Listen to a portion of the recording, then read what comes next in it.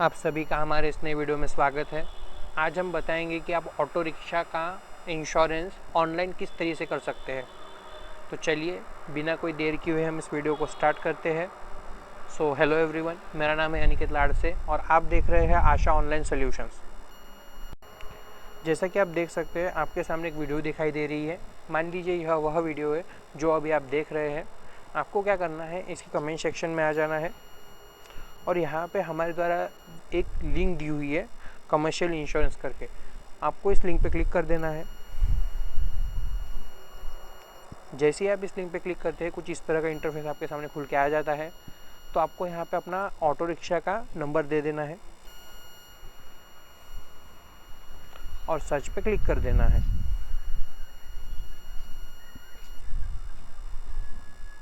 अब आप देख सकते हैं कुछ गाड़ी की डिटेल्स आपके सामने खुल के आ गई है। तो कुछ केस में क्या होता है कि यह जो डिटेल्स है वो नहीं आती है। तो आपको क्या करना है, अपने आरसी बुक से देख के आपको यह सभी डिटेल्स यहाँ पे फिल कर देना है। और अगर ऑटोमेटिकली आ जाती है तो कोई चिंता की बात ही नहीं है। आपको सीधे से नीचे आ जाना है और नेक्स्ट पे क्लिक कर देना है। अब यहाँ पे देख सकते हैं आपको पूछा जा रहा है कि आप कौन सा प्लान कराना चाहते हैं, थर्ड पार्टी या कंप्रेहेंसिव। थर्ड पार्टी मतलब अगर सामने वाली पार्टी को हमारे द्वारा अगर कोई नुकसान हो जाता है या कोई टूट-फूट हो जाती है तो उसका पैसा हमें इंश्योरेंस कंपनी देती है। पर इस केस में हमारे अगर कोई नुकसान होता है तो उसकी भरपाई हमें नहीं मिलती है। हाँ, ऑनलाइन चालान से बचने के लिए कम से कम आपका थर्ड पार्टी इंश्योरेंस होना ही चाहिए। और बात करें कंप्रेहेंसिव की, तो कंप्रेहेंसिव में सामने वाली पार्टी को नुकसान होता है उसकी भरपाई तो मिलती ही है, पर उस केस में अगर हमें भी कोई नुकसान हो जाता है, टूट-फूट हो जाती है, तो उस भरपाई भी हमें इंश्योरेंस कंपनी देती है।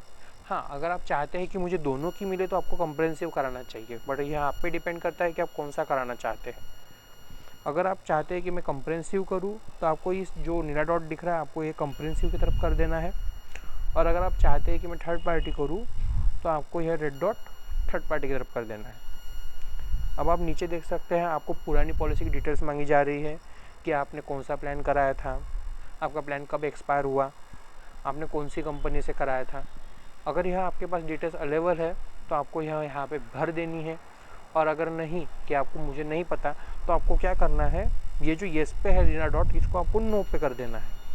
अब आप देख सकते हैं कि यह यहाँ से हट गया है। अब आपको नीचे आ जाना है और व्यू कोड्स पे क्लिक कर देना है। अब आप देख सकते हैं आपके सामने थर्ड पार्टी के सभी प्लान ओपन होके आ गए हैं। सभी प्लान आपको दिख रहे हैं यहाँ पे। अब ये एक फ़ायदा है कि आपको एक ही लिंक पे सभी प्लान देखने को मिल जाते हैं।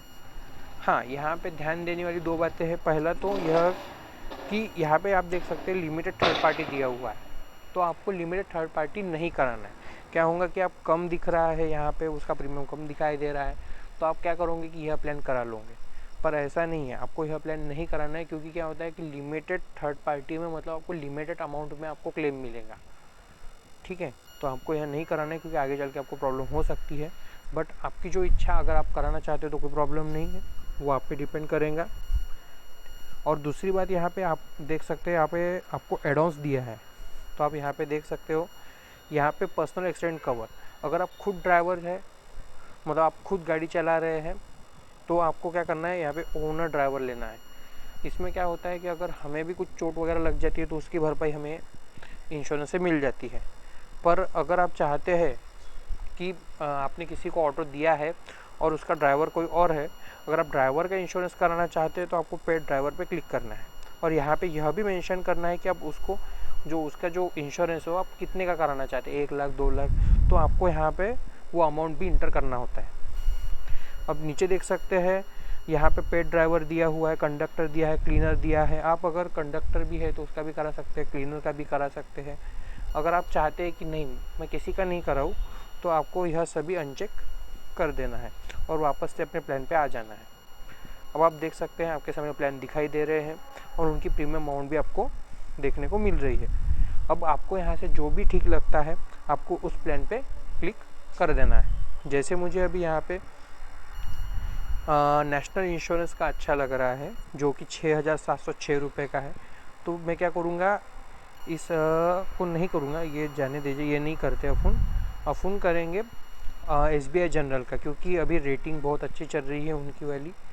तो अगर आप चाहे तो करा सकते हैं, पर अगर नहीं तो आप सीधे से अपने इंडियन नेशनल पे आ जाएंगे और यहाँ पे प्रीमियम पे क्लिक कर देंगे।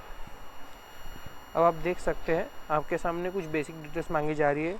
आपका नाम, आपका मोबाइल नंबर, आपकी ईमेल आईडी और आपका एड्रेस जो भी आपका आरसी बुक पे दिया हुआ है। तो आपको यहाँ पे यह सभी डिटेल्स फिल कर देनी है। आप देख सकते हैं हमने अपनी डिटेल्स यहाँ पे फिल कर दी है। उसी तरह से आपको भी अपनी डिटेल्स यहाँ पे फिल कर देना है और नेक्स्ट पे क्लिक कर देना है। अब आप देख सकते हैं आपके सामने गाड़ी की डिटेल्स आ गई है, कुछ इंजन नंबर और चेचिस नंबर। कुछ केस में क्या होता है कि यह डिटेल्स यहाँ पे फिल होके नहीं आती है, तो आपको आरसी बुक से देख के यहाँ पे फिल कर देनी है। और अगर ऑटोमेटिक आ जाती है तो आपको एक बार आरसी से मिलान कर लेना है कि यह जो इंजन नंबर और चेचिस नंबर वो सही है, यह आपको एक बार देख लेना है।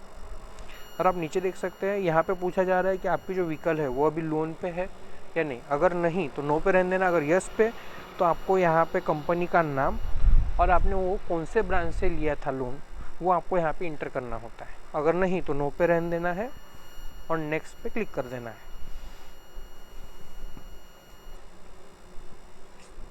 अब आप देख सकते हैं यहाँ पे KYC का ऑप्शन आ गया है।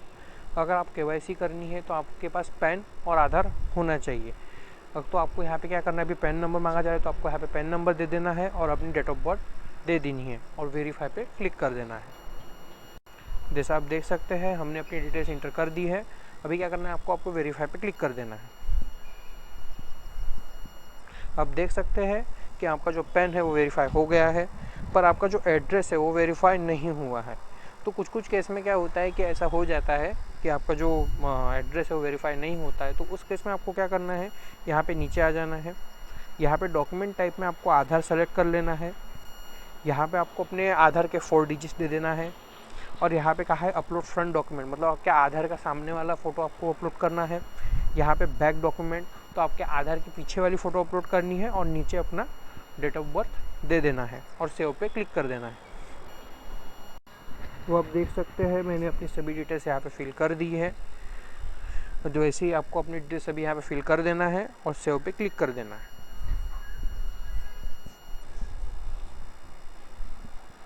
अब आप देख सकते हैं कि मेरा जो पैन नंबर है वो वेरीफाई हो गया है और अपना एड्रेस जो प्रूफ है वो भी वेरीफाई हो गया है। हाँ, KYC में अगर आपको कोई दिक्कत आती है तो आप हमारे स्क्रीन पे दिए हुए नंबर पे कॉल कर सकते हैं या मुझे व्हाट्सएप भी कर सकते हैं, जिसकी लिंक मैंने डिस्क्रिप्शन में दी हुई है।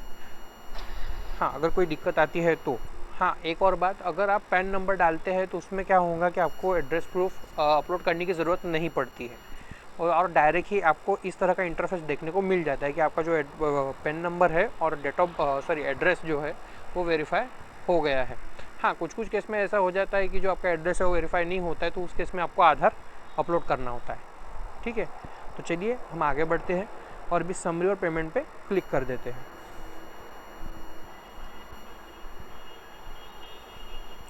अब आप देख सकते हैं आपको यहाँ पे कौन सा प्लान आपने चूज़ किया वो दिखाई दे रहा है, प्रीमियम अमाउंट कितनी है, GST कितनी लगे उसमें, और नीचे कुछ गाड़ी की डिटेल्स दी हुई है। यहाँ पे चेचिस नंबर, इंजन नंबर और अपनी डिटेल्स बेसिक वाली। अब आपको यहाँ पे सब कुछ देख लेना है, सब कुछ सही से भरा है नहीं, और सब कुछ सही है तो आपको क्या करना है, पी सिक्योरली पे क्लिक कर देना है। जैसे ही आप पे सिक्योरली पे क्लिक कर देते हैं तो कुछ इस तरह का इंटरफेस आपके सामने आ जाता है।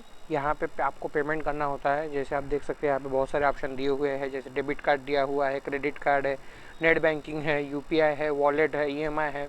आप जो भी चाहे मोड से आप पेमेंट कर सकते हैं, जो आप पर निर्भर करता है कि आप कौन से इससे करना चाहते हैं, डेबिट कार्ड या क्रेडिट कार्ड से। जैसा कि आजकल ट्रेंड चल रहा है UPI का, तो मैं UPI से करूँगा ट्राई। अब आप देख सकते हैं यहाँ पे गूगल पे दिया हुआ है, फ़ोन पे दिया है, भीम UPI दिया है, पेटीएम दिया है। तो आपके पास जो भी UPI ऐप है आप उसको सेलेक्ट कर लेंगे। और अब यहाँ पे देख सकते हैं आपको यहाँ पे अपनी UPI ID डालना होता है।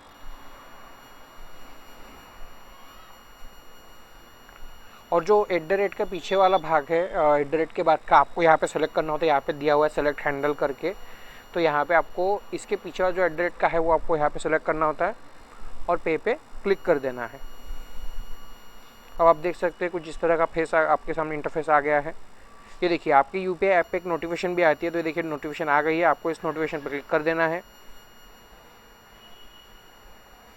जैसे आप इस नोटिफिकेशन पे क्लिक करते ही आपको डायरेक्ट आपके जो पेमेंट ऐप है यूपीआई उस पर डायरेक्ट आपको डाइवर्ट कर देता है। अब आप यहाँ पे देख सकते हैं आपको पॉलिसी बाज़ार को 6,883 रुपये पे करने को कहा जा रहा है, क्योंकि ये उसका ये है अमाउंट है, तो आपको उसको पे करने को कहा जा रहा है। तो आपको सिंपल से क्या करना है, पे क्लिक कर देना है इस तरह से, और प्रोसीड टू पे क्लिक कर देना है और अपना पेमेंट कर देना है। जैसे ही आप पेमेंट कर देते हैं तो कुछ इस तरह का इंटरफेस देखने को मिल जाता है। यहाँ पे दिया हुआ यूर पॉलिसी सक्सेसफुली बुक, मतलब आपकी जो पॉलिसी वो क्रिएट हो गई है। और आप नीचे देख सकते हैं यहाँ पे एक डाउनलोड पॉलिसी का ऑप्शन दिया हुआ है, आप यहाँ पे क्लिक करके अपनी पॉलिसी को डाउनलोड कर सकते हैं। अगर मान लीजिए कोई प्रॉब्लम होती है या डाउनलोड नहीं हो रही है तो आप हमारे स्क्रीन पे दिए हुए नंबर पे कॉल्स कर सकते हैं, मैं आपकी ज़रूर हेल्प करूँगा। मैं आशा करता हूँ आपको यह वीडियो पसंद आई हो। आप सभी का धन्यवाद।